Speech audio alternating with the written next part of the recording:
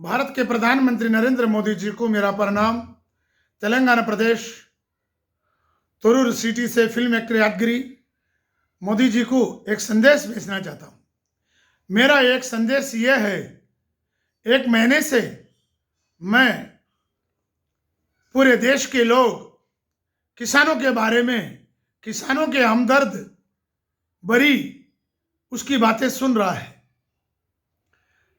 मगर हरियाणा और पंजाब से जो किसान आकर दिल्ली के सरहद में रुके हुए हैं, ठंड में 5, 4 और 5 के डिग्री ठंड में रात दिन अपनी मांग लेके बैठे हैं, उसके लिए नरेंद्र मोदी जी ने अभी तक ना उनके पास गया, ना उनकी दर्द भरी कहानी सुनी, ना उसको कोई समाधान बताया। अभी तक यह बात नहीं हुआ। तो नरेंद्र मोदी एक ऐसा महान व्यक्ति, ऐसा प्रधानमंत्री ने ना आज तक दुनिया में आया है, ना भारत में ऐसा कोई प्रधानमंत्री आज तक देखा नहीं, ना आने की कोई उम्मीद भी रखते हैं। छत्रपति शिवाजी जैसा महान व्यक्ति, उन्हीं के रूप में दूसरा अवतार हम समझते हैं। मगर जो आज किसानों की मांग के बारे में जब पीछे हटे हैं, तो पूरी देश की जनता इसके ऊपर चर्चा कर रहा है।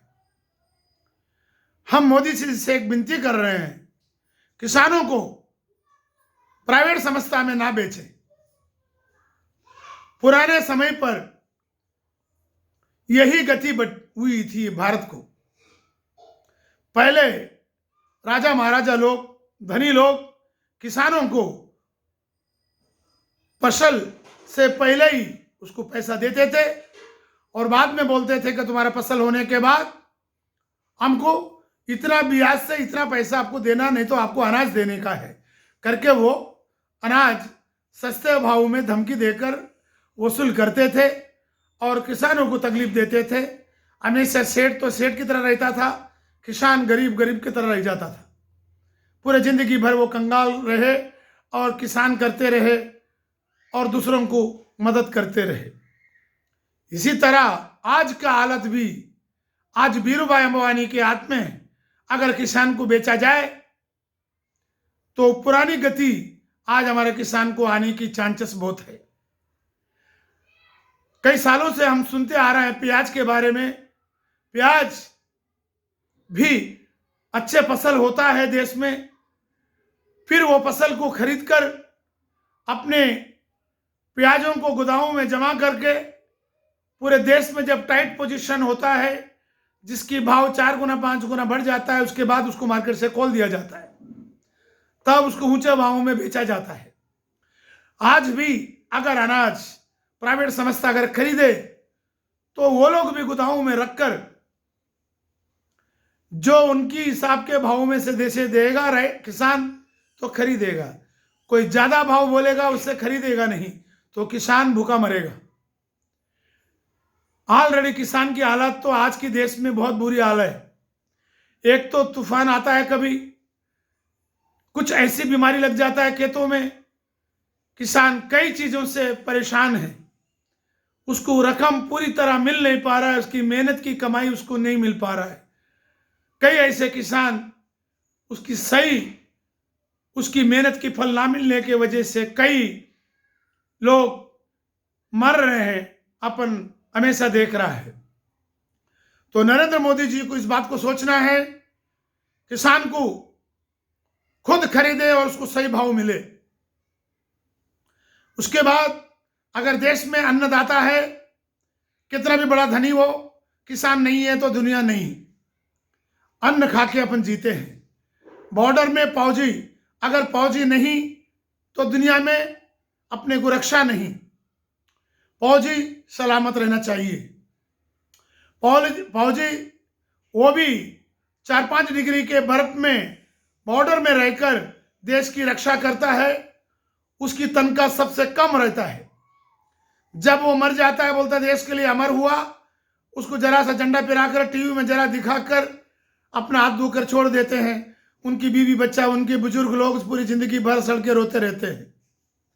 कोई खेल में, कोई फिल्म में, कोई कबड्डी में, किसी में भी अगर कोई फर्स्ट क्लास आता है उसको करोड़ों रुपए दिया जाता है। अच्छा, उसके बाद प्राइवेट संस्था के बारे में देखा जाए, रोड, बड़ी बड़ी रोड बनाकर टोल नाका से बड़ा रकम वसूल करता है। बिजली की जब बात होती है, हर चीज की तौल के हिसाब से भाव होता है, चाहे तो चावल हो, दाना हो, डीजल हो, पेट्रोल हो।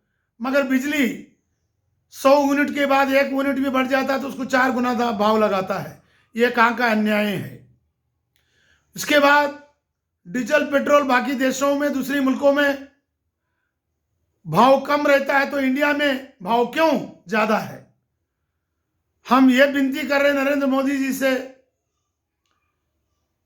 किसानों को बिजली माफ किया जाए, उसकी लोन अगर किसान अगर को उठाते हैं उसकी लोन माफ किया जाए, किसान की हर चीज के ऊपर उसकी ध्यान रखा जाए, उसकी दाना, उसकी अनाज की सही रेट गवर्नमेंट खरीद कर गवर्नमेंट ही सप्लाई करना चाहिए, प्राइवेट संस्था में ना देना चाहिए। हर चीज प्राइवेट संस्था में देने की वजह से देश में हर चीज की भाव बढ़ता जा रहा है। इसलिए मैं चाहता हूं किसान को और जवान को, दोनों को सही भाव और सही तनख्वाह मिलना चाहिए, तभी अपने देश की रक्षा होगी। यही हमारी विनती है, तभी देश के कल्याण होगा।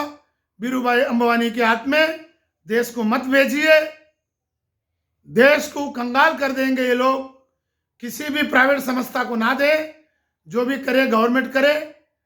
आपने जो भी अभी तक काम किया है, पाकिस्तान को सबक दिखाया, टेररिस्ट को सबक दिखाया, चाइना को सबक दिखाया, आपने ऐसा काम किया जो हम जिंदगी भर भूल नहीं सकते देशवासी। इसीलिए हम ये आवाज उठाते हुए, ये आवाज मोदी तक जाना चाहिए करके मैं विदाई ले रहा हूं। जय भारत माता की।